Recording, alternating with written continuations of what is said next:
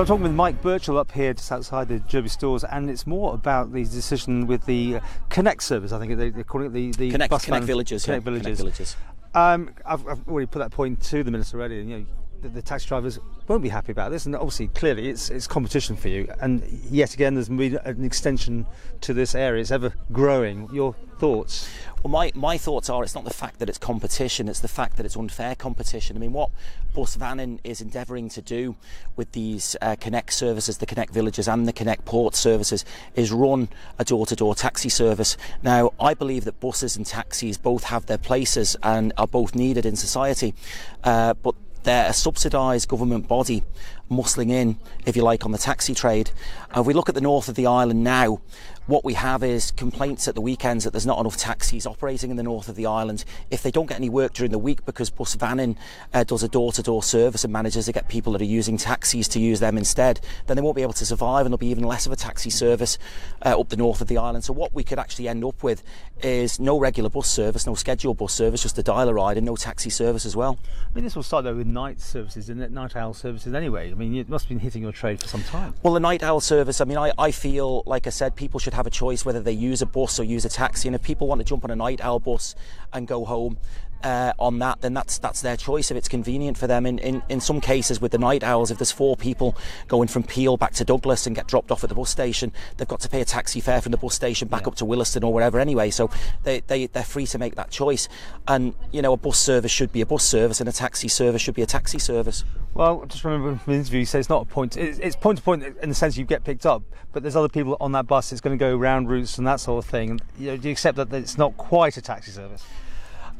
It depends how you define it, doesn't it? I mean, it's a private hire bus service or a taxi service. I would say if it's a door-to-door pickup service, it certainly isn't a scheduled bus service, and it doesn't come under the definition of a scheduled bus service either. You joining the consultation?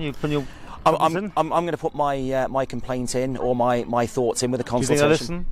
I don't know whether they'll listen or not. I mean, we have won certain battles against Bus Vannin recently and the RTLC.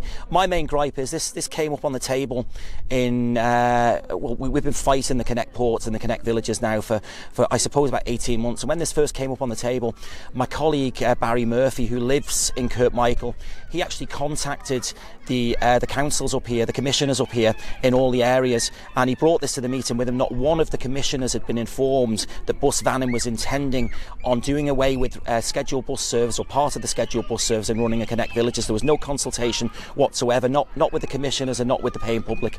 Okay, now the ConnectPorts, I think, must be more troublesome to you, because that's obviously what they call the not the gravy money, but it's the big stuff, isn't it? I mean, from here to the airport and those sort of things must be the great numbers you look forward to.